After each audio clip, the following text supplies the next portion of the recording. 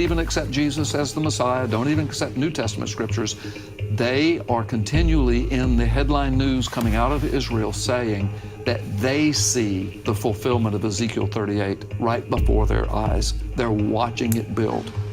And these are Orthodox Jewish rabbis. Of course, a lot of Christian and Messianic Christian prophecy watchers and prophecy experts, they see the same thing, and we're out there talking about it. But that's what's happening. The whole center of the Word of God, the whole center of God's plan, the whole center of the gospel, the whole center of the coming rule and reign of Jesus Christ, the whole center of world politics, eventually somehow focuses right back in that area. There's something very magnetic, spiritually, demonically magnetic about that area. And again, we're living in the days for the first time in 2,600 years. Jerusalem, boom.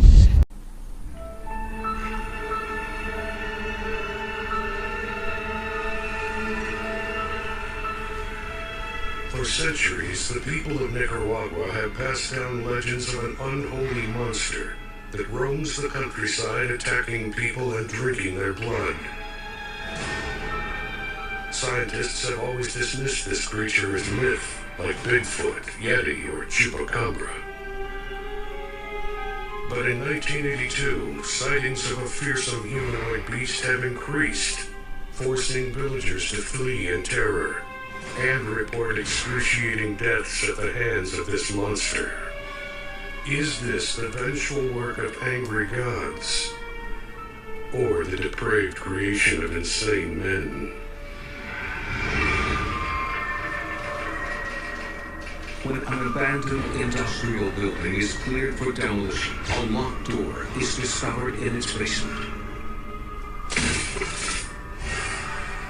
The door conceals an archive of strange and disturbing specimens, recordings, photos, and documentary films. Compelling evidence of monstrous creatures and preternatural events. The documentarian's whereabouts remain unknown.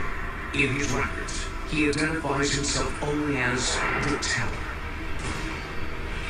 His investigations reveal a frightening world of dark secrets.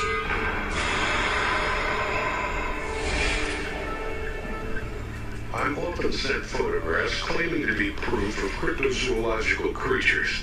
They are rarely authentic. But I've recently acquired a box of photos from Nicaragua that cannot be ignored. They are dated 1982 and tell a chilling story of a dry, miserable time in the villages of the central highlands of the country. The government is rationing water and crops are failing.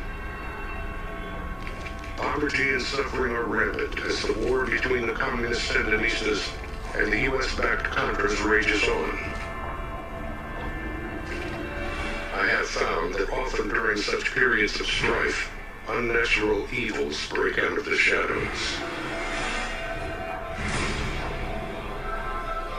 In the wee hours of May 17th, a dozen ragged silhouettes shamble into Matagalpa City. They are refugees from a campesino village, farmers who scratch a living from the hillsides. Father Adolfo Cuadro, a priest at a local seminary, is the one who takes them in. Me despertaron golpe fuerte en la puerta. I was awakened by a violent banging on my front door. At first, I thought it was the Sandinistas, but the urgent voices outside included those of women. They were in a terrible state, exhausted and delirious. They were covered with cuts and bruises from the jungle.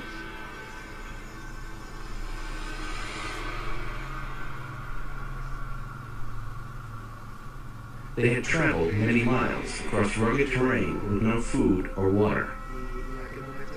I wondered what made them flee in such a hurry. I couldn't fully understand what they were saying, but in time it became clear. It was a creature that caused them to flee. A beast that mercilessly killed all it saw. Men, women, sleeping children. It breathed pestilence from its lungs. I asked them why they did not shoot it. They looked at me like I was crazy.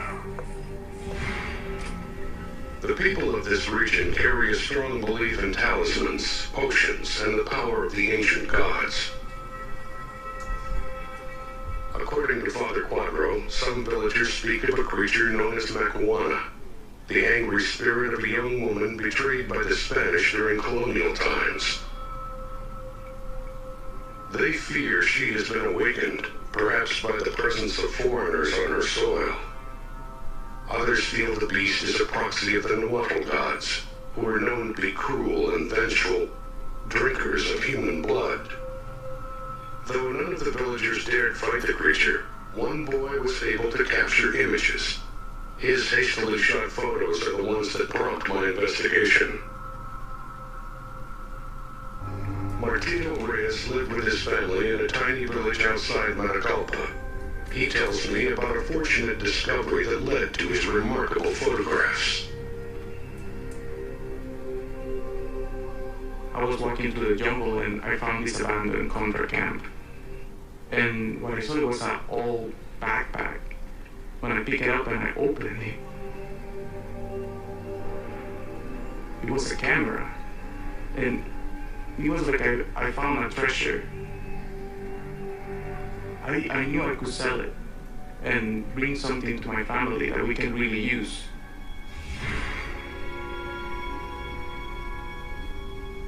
On the day of the attack, the first thing the villagers notice is a tortured howling in the distance. The terrifying sound approaches slowly.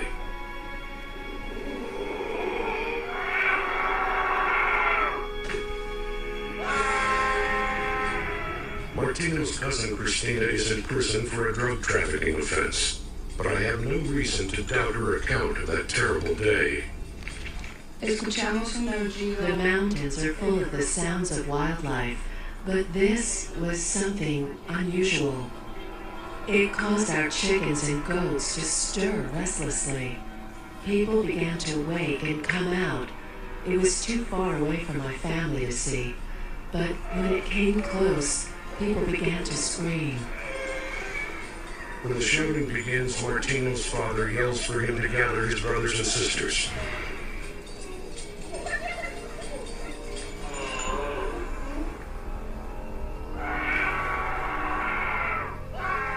When we were running, the beast was trying to catch us, trying to reach us with his arms, and the only thing I could see that it was slow, so I thought I could outrun it.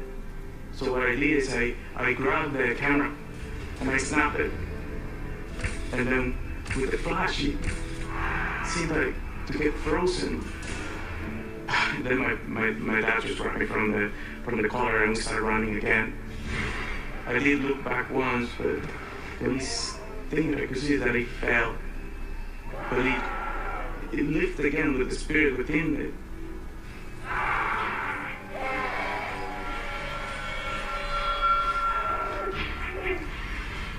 These are the photos shot by Martino Reyes that day.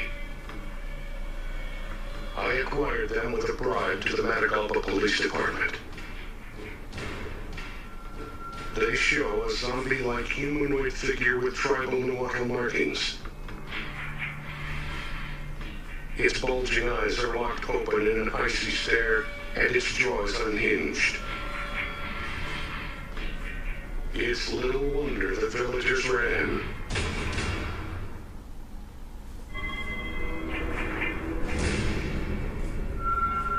When an unidentified humanoid invades a farming village in the mountains near Matagalpa, Martino Reyes is able to capture its image on film. His family and neighbors flee, while the monster rampages through town.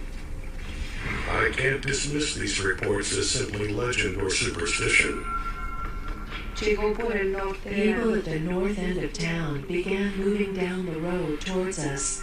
and then past us in the direction of the German plantation. That's when we first saw the beast for ourselves. It was following close behind them. I thought immediately of the snake spirits that inhabit our mountains and ponds. This creature carried that kind of spirit. Like the snake, its eyes were round and unblinking, and its jaw was locked open like a feeding python. His body jerked violently, as if he had some kind of fit, a struggle within. Like the spirit that lived within him was not used to walking on two legs. Christina witnesses a young mother stepping out of her hut with her 10-month-old child in her arms. The beast was right there in front of her. It bellowed out a cloud of death upon her, and she instantly fell to the ground.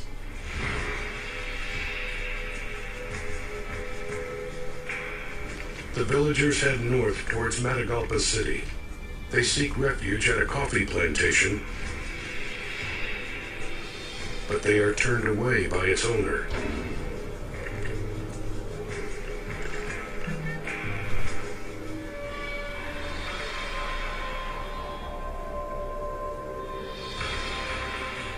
The plantation owner fears the villagers are rebels or bandits, not to mention that many in the group are showing signs of contagious disease.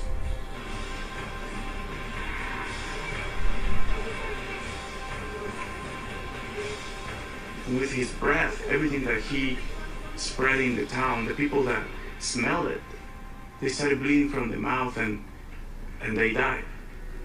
Y todos los que se acercaron a ayudar. And those who came to their aid would die as well. My mother told us not to go near anyone, whether they looked sick or not. There were fewer than 20 of us left.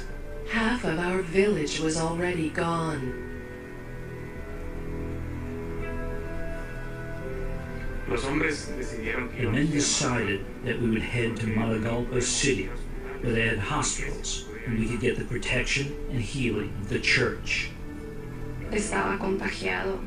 It was very difficult to tell who had the plague and who had simply fallen because of exhaustion and lack of water. We decided we had to leave behind the ones who were too sick to walk on their own. I will be praying forgiveness for that for the rest of my life. Martino and Christina's testimonies are sincere. And any doubt I have, any suspicion that this might be imagination running wild, is erased by the photos. I believe they are authentic, incontrovertible evidence that something is out there. But what? I study the photos on and off for days. The creature's bugging eyes are reminiscent of Maori tribesmen when they are in a battle frenzy. Could this be something similar?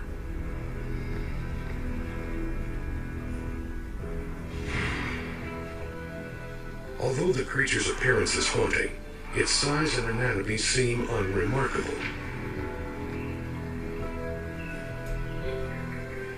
Could this be just a man? Perhaps drugged, under the influence of tribal mind-altering medicine, like I saw in Haiti and New Guinea. If it is indeed a man, then what is this cloud of pestilence it supposedly breathes? Is it the spirit of the snake? Nothing in the photos show the cloud, but the kid is right on the money with everything else he describes. He never even saw the pictures. He just turned the film over to the police, and his account matches the photos to a T. I believe he saw what he said he saw.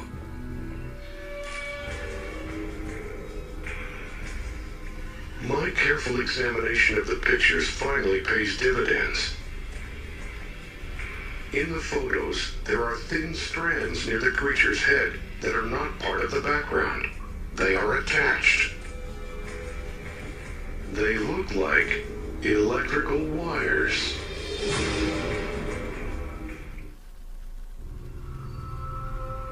A Nicaraguan village has been decimated by a horrible humanoid monster. At first, I consider this as another sighting of a cryptid, such as the Loch Ness Monster, the sea creature first spotted in Scotland in 1933, or Yeti, the abominable snowman, seen periodically in the Himalayas since the 1900s, and Bigfoot, or Sasquatch, the ape-like beast reported in the forests of the Pacific Northwest. In Nicaragua, there are several other legendary monsters that fall into this category, but this case is clearly different. I have the photos authenticated by an associate in Interpol's Counterfeit Deterrence Group. There are 3 classifications in photo authentication. Vintage means they were printed from the original negative at or near the time that the photos were taken. Original indicates they were printed at some point from the original negative. And contemporary means they were copied by a photographic process from the original. Martino's photos are definitely vintage, shot and printed in 1982. The graded photos of the creature show wires embedded in its head, and there may be implants in other parts of its body. If this thing is electronically controlled or commanded, I know it must be the work of either the KGB who backed the Sandinistas or the CIA who backed the Contras. I managed to track down a former Soviet agent, Jan Gorska, who agrees to be interviewed. He flatly denies any involvement. At the time I was working for SB, that's like a Polish KGB, Polish Secret Service, and I was deployed internationally as an expert in psychological warfare and unconventional weapons. When I heard a rumor about a monster, I knew immediately that's probably the Americans, and they're on a tiny budget like in Nicaragua, so in a situation like this you need to be creative. I believe this man and refocus my investigation on the CIA. I called in several favors and managed to locate some highly redacted documents related to operations in the Matagalpa area. I make a chilling discovery. One report refers to a D9 RCO, the 9th iteration of an experiment with remotely controlled organisms. I find a contact who is willing to talk. I'll call him Gordon. He was a key player in the development of the RCO program. He is terminally ill, tumors all over his body. Maybe that's what's giving him the courage to come clean. Now, you do understand that if people hear about this, they're going to talk about how cruel we were, inhumane.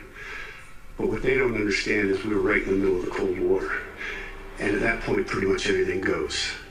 So we ended up having this meeting. This guy that ran the meeting, he was a doctor, PhD, MIT kind of guy. Sandinistas were Marxist. They were getting most of their help from the Cubans. And the administration had decided that we couldn't let that happen. We had to make an impact in what was happening there. The violent acts of the ancient gods of Nicaragua cannot match the war crimes being perpetrated in the conflict between the Contras and the Sandinistas. Rape, castration, decapitation. So there is no need, Gordon says, to waste time being polite with their proposals. This guy that ran the meeting, Kelvin Martin, he pulls out this chart of the nervous system of the human body. And he explains to us how implanting electrodes on specific nerves within the body would allow us remotely to control this person, what they did, where they went. For decades, a technique called functional electrical stimulation, or FES, has used electrical current to activate nerves and muscles to help restore function to victims of spinal cord injury, stroke, or other disorders. Scientists have also trained rats to respond to electrical signals from a distant computer command center, enabling a human operator to remotely guide the rats through an obstacle course. The goal of these experiments has been to use remote-controlled animals to take the place of humans in performing dangerous jobs, such as finding survivors in collapsed buildings or clearing landmines. The CIA version has a different objective. With the delivery vehicle perfected, the team now needs to decide how to weaponize the RCO. We removed the stomach and inserted a canister inside that was filled with a biological agent. We also took out the tongue. The tongue was taken out for two reasons. One, to make sure the person couldn't speak, and two, to allow a tube that was coming from the tank to be accessible from that area so that when we did want to release the gas, we could. The mouth was wired open, the eyes were wired open. The mouth was wired open, the eyes were wired open. And we would just guide these people into either an enemy encampment, a village that we were interested in, and on our desired time, we would release this gas, and it would come out in a large cloud, and either people that were close by would immediately be affected by it, and or down the road, because the wind would be blowing, that gas cloud would move around. This experiment is brutal. The subjects are unwilling participants, and they must experience excruciating pain. I have to find out if this project continues beyond these first hideous tests.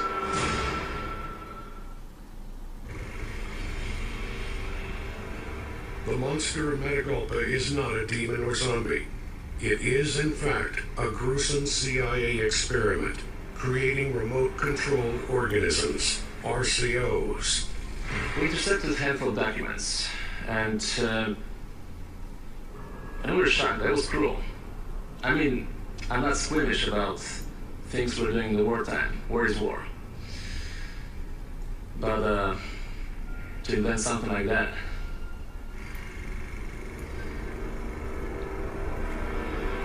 The RCO, once implanted with its weapons, will be intravenously pumped full of fluids and nutrients.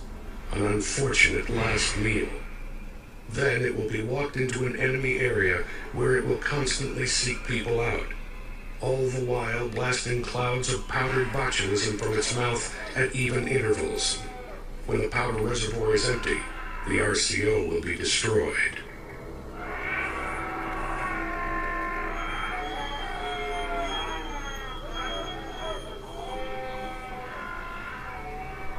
But just to make sure that we could control the environment after we did this, there was 2 pounds of C4 that was also inside each subject. And on our count, we could explode that, get rid of all the evidence, because this is a war crime, what we're doing. And we want to make sure that none of this would ever come back to us. And that's exactly what we did.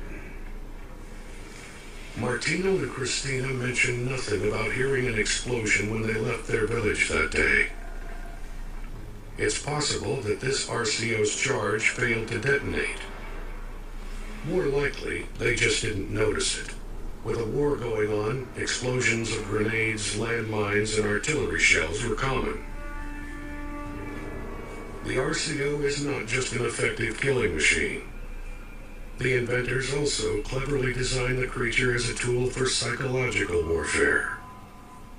We had one of our SF guys say, you know what, let's paint these guys. Let's paint them like some of the mythical figures within the native belief system there. And we did that. And as a result, not only did they kill the people we wanted dead, but the ones who survived, they ran around telling everybody else what was going on and scared the hell out of them. To use the person's unwilling body and put explosives into it, that was really something beyond my imagination. The Cold War gave birth to such strange ideas. In the 60s, we had a plan to assassinate Castro with an exploding cigar. We developed an expensive program to train bees to kill people. The RCO could be written off as just another brief anomaly in history. But during America's war in Afghanistan, this document was intercepted from Special Operations Forces in the field. It contains the words, Penetrate cave complex to neutralize HVT, high value target, with D27 RCO.